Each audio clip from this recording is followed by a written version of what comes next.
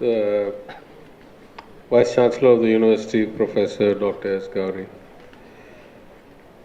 the Professor and Head of the Department of Legal Studies, Dr. B. Venugopal, who delivered the welcome address,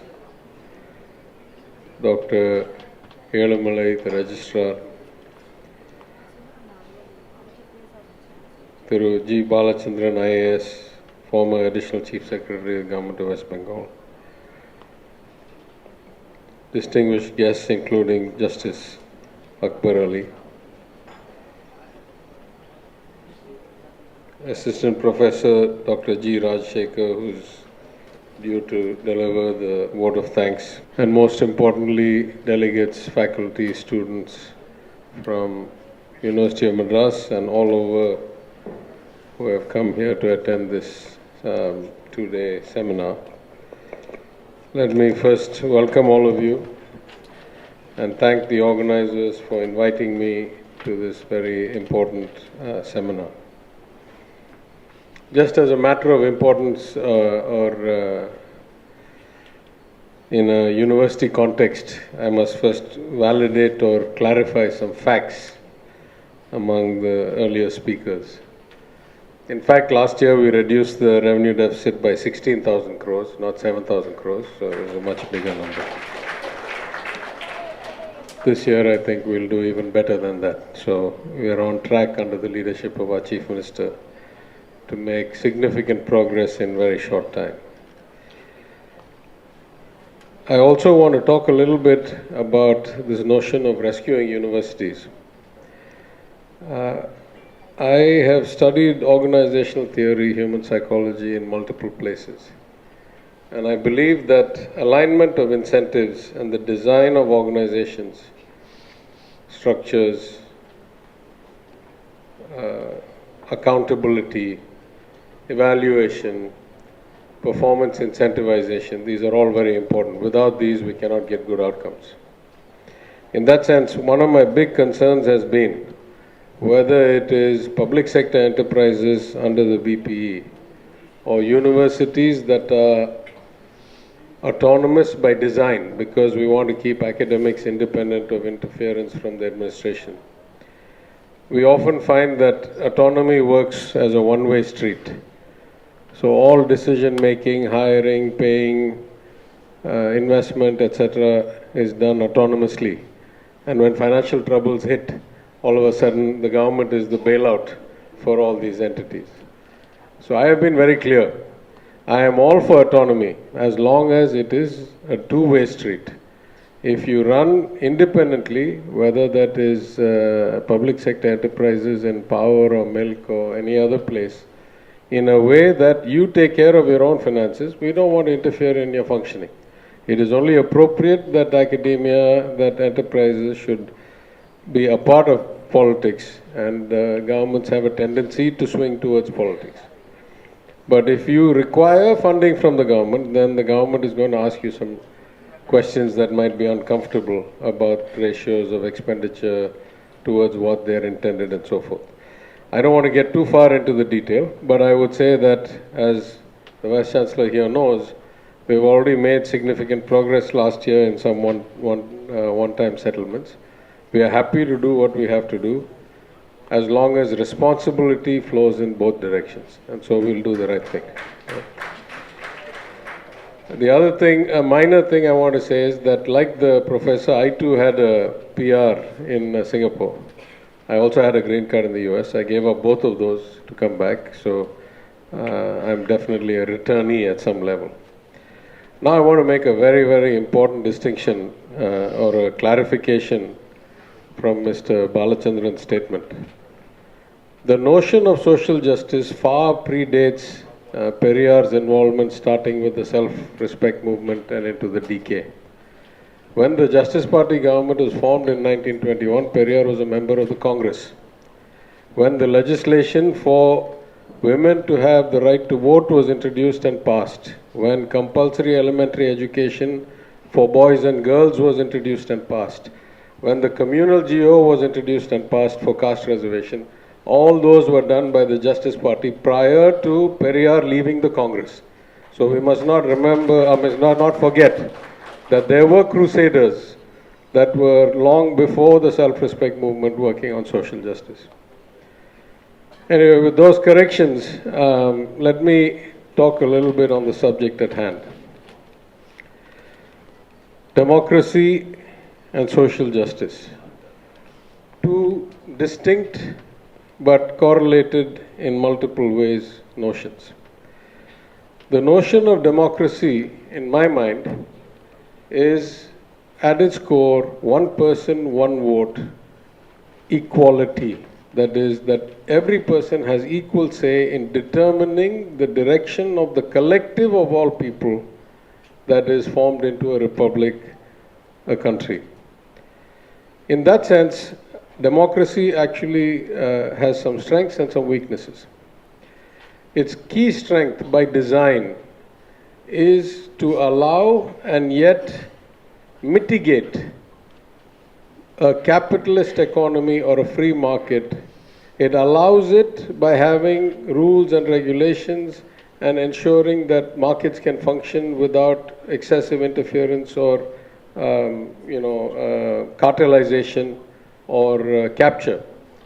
But it should work in such a way that it doesn't allow the benefits to go to so few that the Karl Marx view of the world, where the returns to capital become higher and higher and higher, and the returns to labor become lower and lower and lower, to the point where the social structure is broken and you have blood on the streets revolution because the workers at the bottom of the pyramid revolt against getting less and less of the share.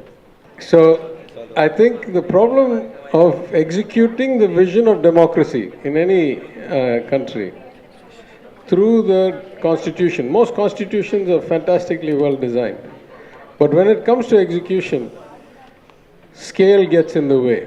If you think about it, one man, one vote works, or one person, one vote works very well when we go down to the council elections and we have about 1,000 or 2,000 voters per every councillor. Truly, the accountability of the elected to the electorate is real, is tangible.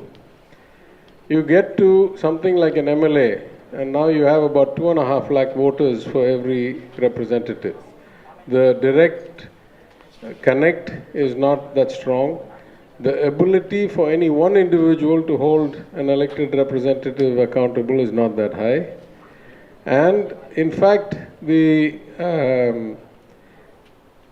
ability to influence the outcome through mass media and other communication becomes more important or becomes higher. So you start to see the breakdown of this notion of the relationship and accountability between the elected and the electorate. And then of course you go to something like a Lok Sabha seat or large-scale democracy where you have in Tamil Nadu about 1.5 million people, 15 lakh people elect an MP.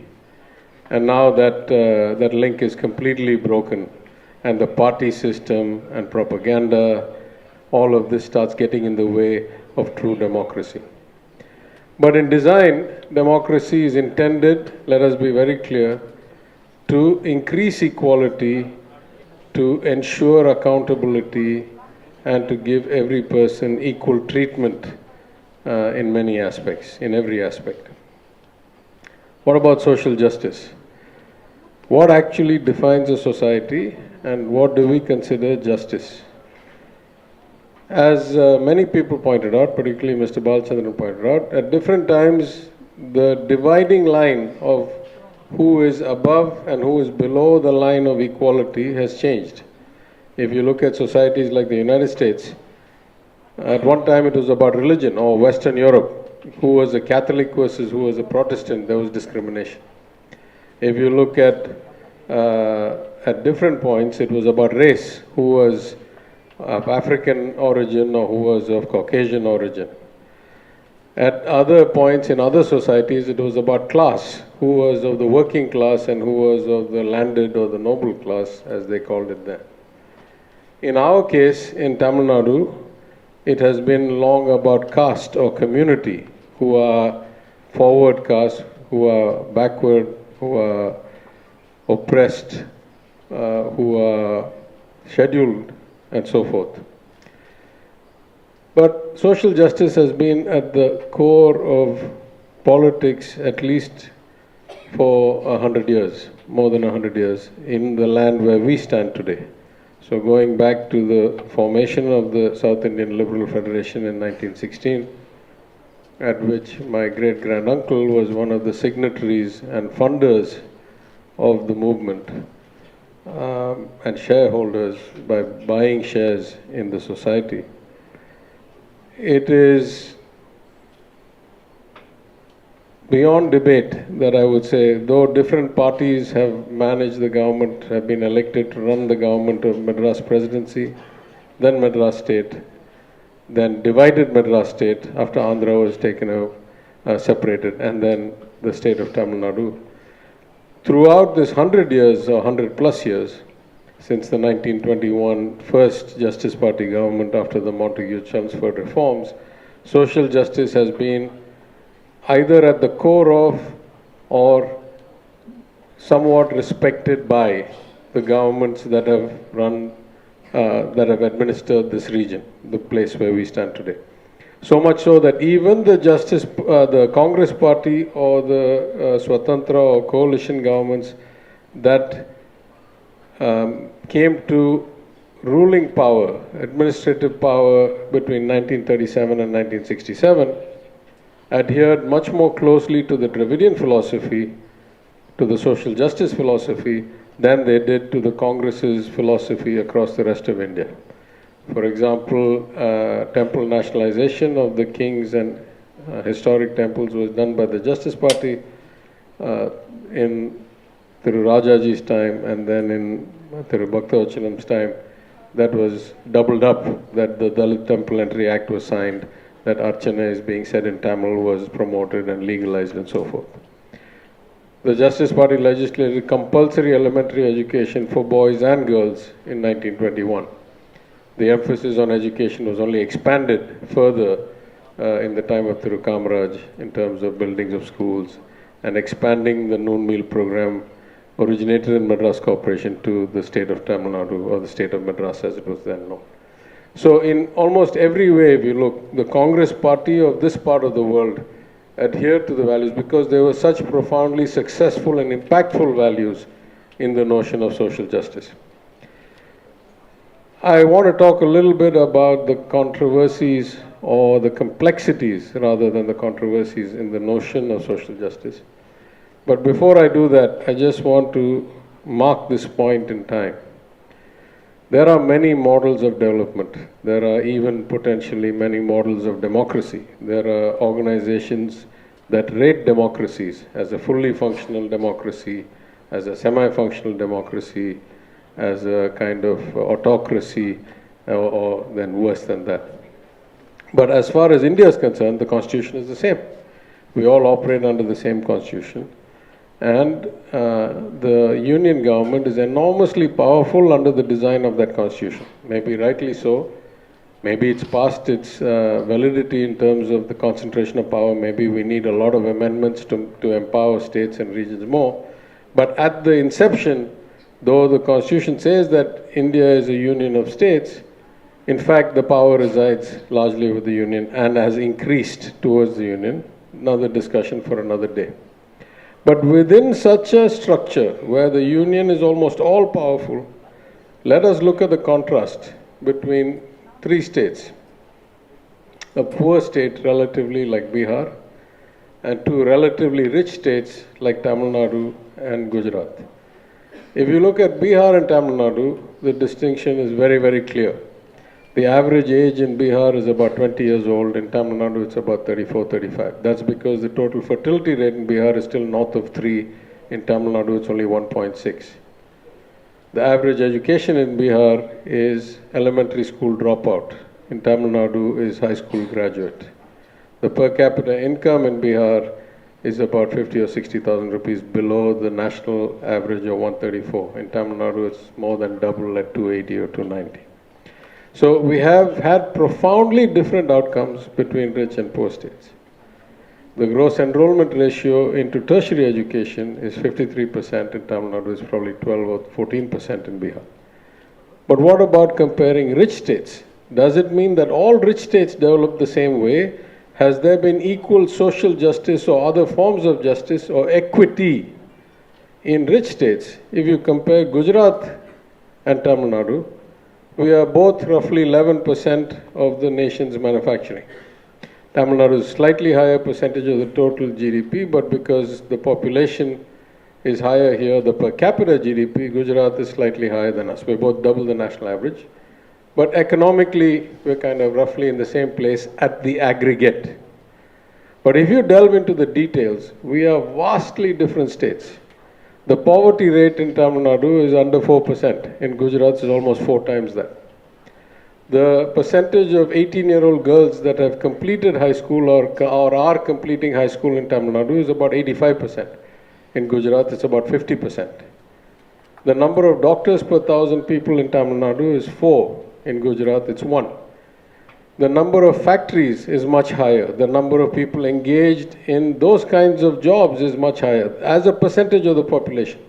So what we have is 2 completely different societies in terms of social justice or economic outcomes at a per capita level. At aggregate level, they look the same.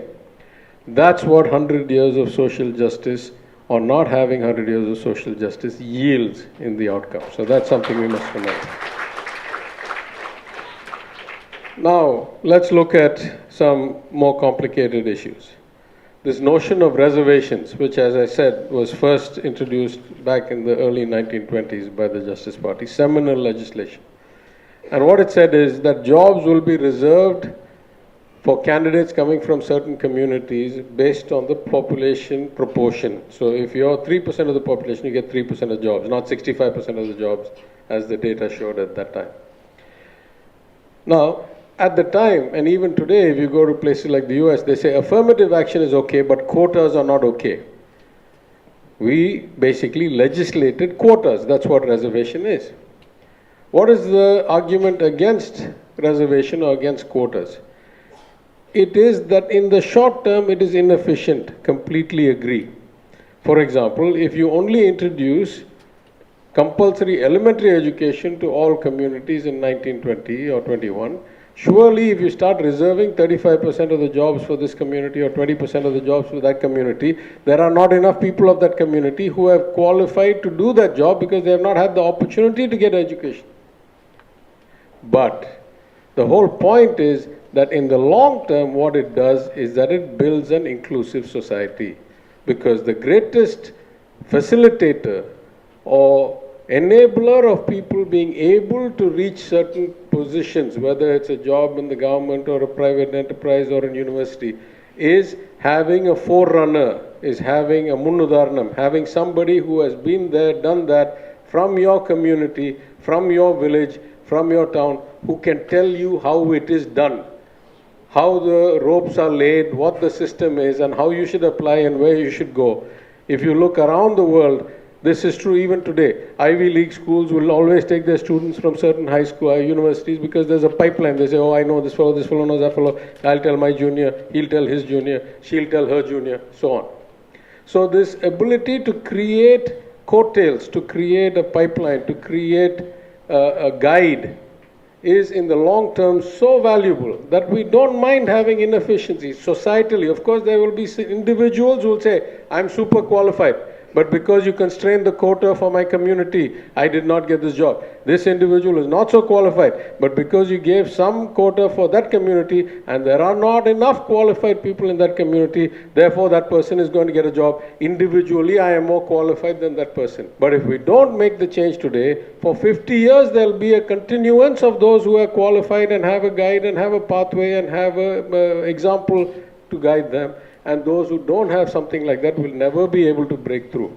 So even though there are arguments to be made that reservations and hard quotas are inefficient in the short term, that is the price we are willing to pay, policy-wise, government-wise, administration-wise, for the long-term benefits of making a system truly inclusive. So in my mind, that's not really a controversy anymore.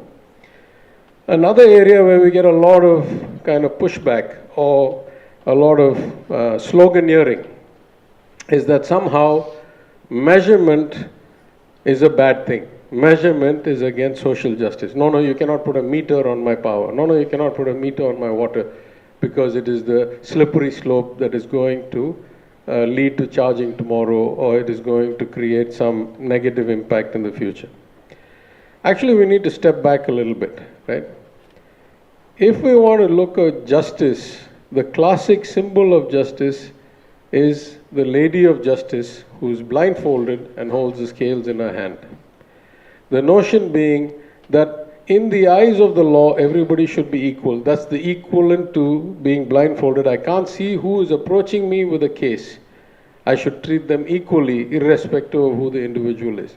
In fact, I would argue the other way, that as far as the law is concerned and the judicial system is concerned, any country where people can play their privilege rather than get level treatment is not really a democracy, is not really a country under the rule of law.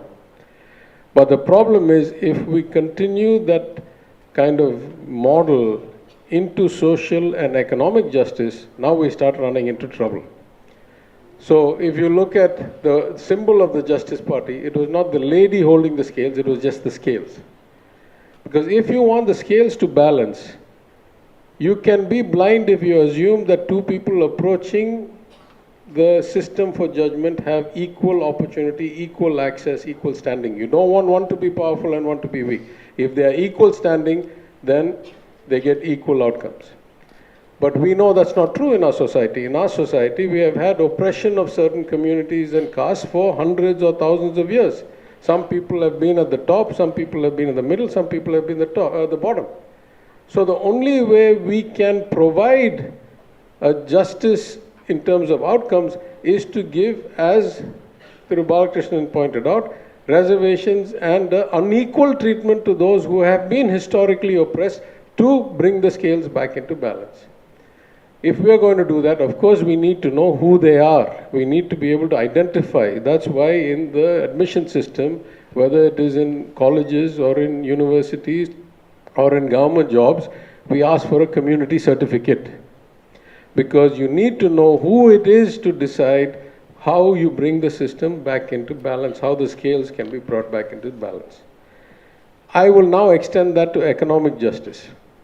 This notion that somehow measurement of utilization or measurement of consumption is against the notion of social justice, in my mind, is a propaganda against actual justice in outcomes.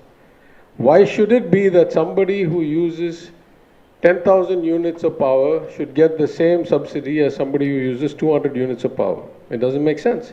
That's why we have meters to measure electricity. Why shouldn't that principle also apply to water or other things? Why shouldn't it also apply to property taxes?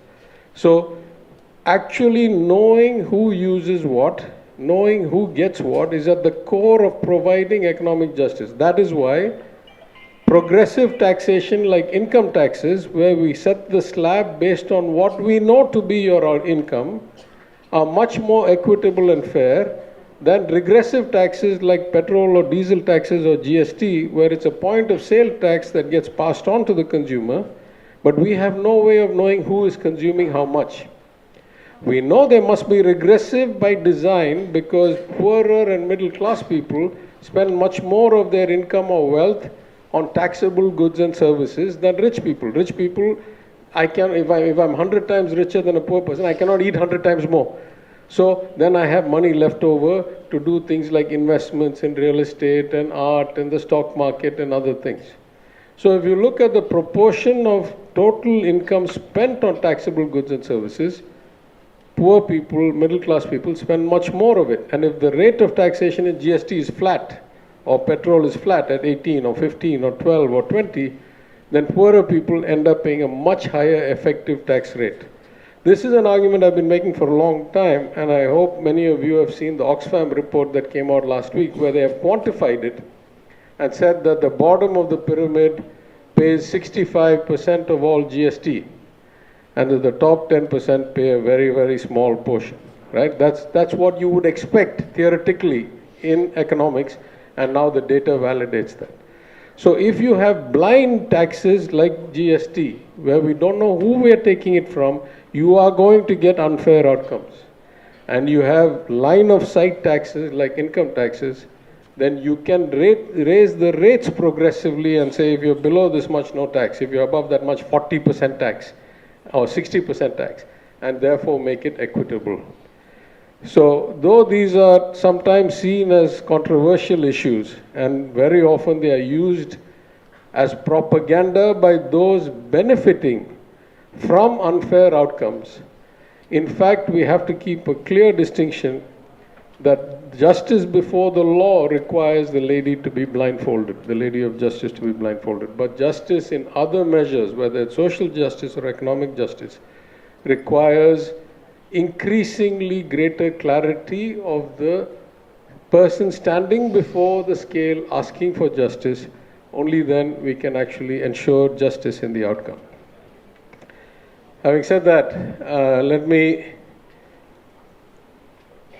mention that I think this is such an important seminar.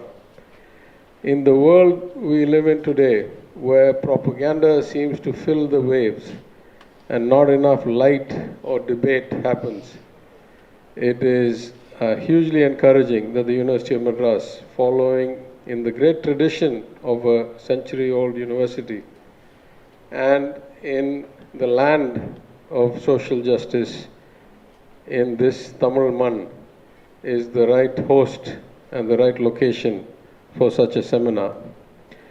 I wish you a couple of days of both enlightening and enjoyable discussions. I urge all the young people here to absorb this debate, to question it vigorously. But then if you are convinced about the values, about what is right, about what is fair, that you must become ambassadors of social justice. And I would say that much has been done in the last 100 years. Much still remains to be done. And the hope of any society rests on the young, the future leaders of this country. And I have no doubt that as everything is temporary, so also the situation of relatively mindless propaganda driving politics is a passing phase. Because I have great faith in the youth, great faith in education, great faith in your ability to remove the noise and see the light. And so I wish you all the very best. I thank you for coming, and I'll take my leave.